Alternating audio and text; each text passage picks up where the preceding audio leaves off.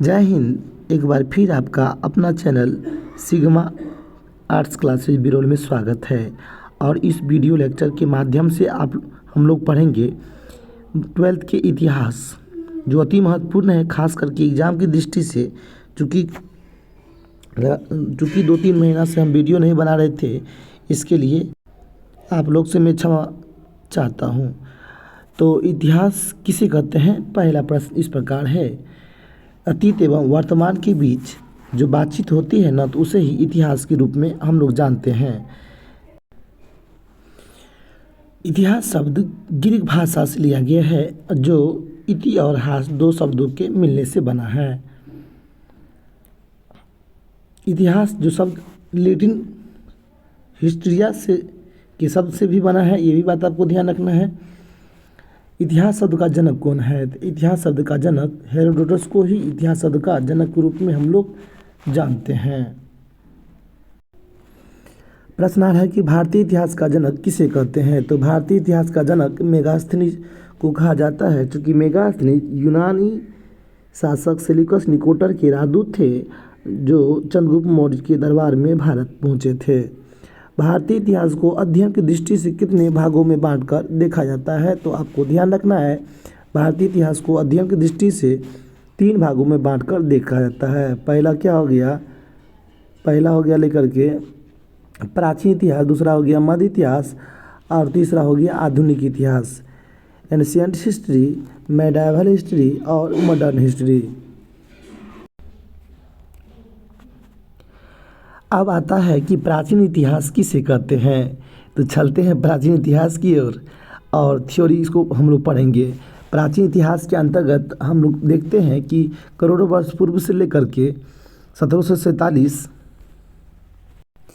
करोड़ों वर्ष पूर्व से लेकर के 647 ईस्वी राजा जो हर्षवर्धन थे ना, उसकी मृत्यु हो जाती है, और इसकी मृत्यु को इतिहास को ही हम लोग प्राचीन इतिहास के रूप में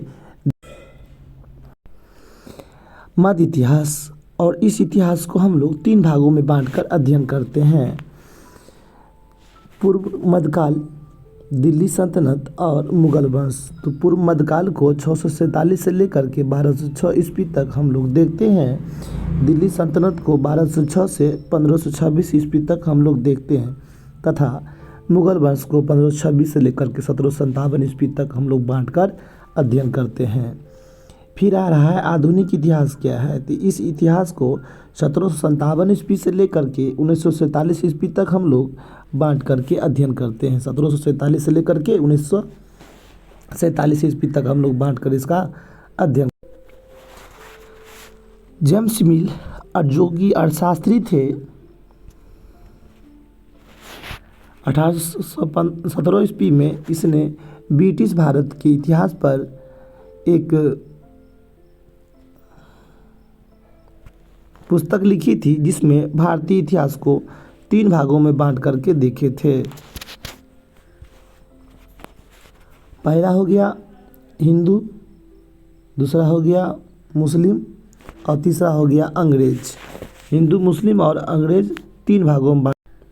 अब आपको ध्यान रखना है कि किसी भी देश के इतिहास से कहीं का भी इतिहास अगर आप लोग पढ़ेंगे, तो इतिहास के निर्माण में मुख्य रूप से 3 या उससे अधिक स्रोत हो सकते हैं। पहला पॉइंट है पुरातत्व, दूसरा पॉइंट है साहित्य, और तीसरा पॉइंट है विदेशी विवरण। पुरातत्व, साहित्य, तीसरा पॉइंट है क्या? विदेशी विवरण। ये बात ध्यान रखेंगे। अब जो पॉइंट आ रहा है कि इंडिया शब्द इंडस से निकला है। कहाँ से निकला है? इंडस से निकला है, और इसे संस्कृत में सिंधु के नाम से हम लोग जानते हैं। लगभग 2500 वर्ष पहले ईरानियों ने और यूनानियों के द्वारा सिंधु को हदोस और इंदोस के नाम से जाना गया था, और इसका ही नाम इंडिया पड़ा था। ये बात आपको ध्यान रखना है। अब प्रश्न आ रहा है कि पांडुलिपि है क्या? तो पांडुलिपि प्रायः ताड़पत्र अथवा भुर्ज नामक जो पेड़ होते हैं ना, उसके छाल से विशेष तरीके से तैयार जो भोजपत्र बनाए जाते हैं या उस पर लिखे जाते हैं। तो इस पुस्तक में धार्मिक मान्यताओं की जो जानकारी प्रस्तुत की जाती है, इसे ही पांडुलिपि के रूप में हम लोग देखते हैं। अब प्रश्न आ रहा है कि अभिलेख या इंस्क्रिप्ट क्या है। तो ऐसे लेख जो पत्थर अथवा धातु जैसी अपेक्षाकृत कठोर सतहों पर उत्कीर्ण किए मिलते हैं उसे अभिलेख कहा जाता है। और यही बात ध्यान रखना है, अभिलेख में राजा महाराजा और उसके शासन तथा उसके शासन से संबंधित नियम कानून दिए जाते थे। किस प्रकार राज को किस नियम कायदे कानून के तहत हम चलाएंगे, वो सब अभिलेख में अंकित हुआ करता था। अब प्रश्न आ रहा है कि हड़प्पा सभ्यता का पुरातत्व। तो ये रहा आपका पहला अध्याय 12वीं के, जो खास करके बहुत ही महत्वपूर्ण है। अब 12वीं की सभी कंटेंट पहला अध्याय जो 12th के इतिहास से लिया गया है, 12th के इतिहास से लिया गया है, उसको हम लोग 1 बाय 1 करके बारी बारी से हम लोग पढ़ेंगे। तो 5000 वर्ष पहले सिंधु नदी के तट पर एक सिंधु घाटी सभ्यता जो विश्व की 4 प्रारंभिक सभ्यताओं के समकालीन थी, उसी समय में इस सभ्यता का विकास हुआ था, जो इस प्रकार है: चीनी सभ्यता, क्रीट की सभ्यता, मेसोपोटामिया की सभ्यता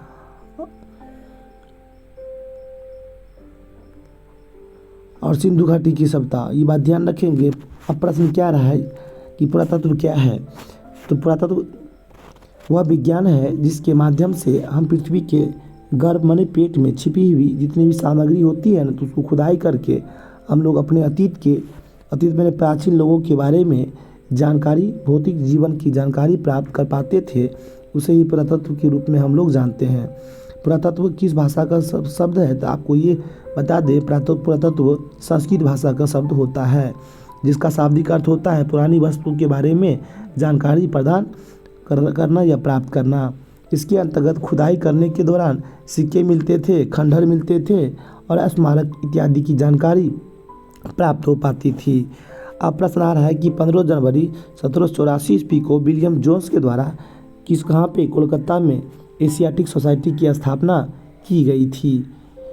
1861 ईस्वी में भारत में किस विभाग की स्थापना की गई थी? पुरातत्व विभाग की स्थापना की गई थी। और पुरातत्व विभाग की स्थापना इसलिए की गई थी, जहाँ पर भी पुरातत्व जो सामग्री मिल पाते थे तो उसको वहाँ से उठा करके भारत के किसी भी कोने में पुरातत्व सामग्री मिलते थे तो इस विभाग में रखा भी जाता है। 1902 ईस्वी में सर जॉन मार्शल जो भारतीय पुरातत्व के डायरेक्टर जनरल बने थे। ये ऑब्जेक्टिव दृष्टि से महत्वपूर्ण है, इसलिए आप लोग ध्यान रखेंगे।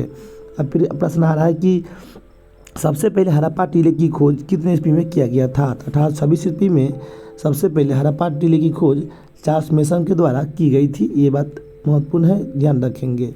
अब प्रश्न आ रहा है कि हड़प्पा सभ्यता का विस्तार के बारे में बताइए। तो एक इतिहासकार थे, उसका नाम है रंगनाथ राव। इसके अनुसार उत्तर से दक्षिण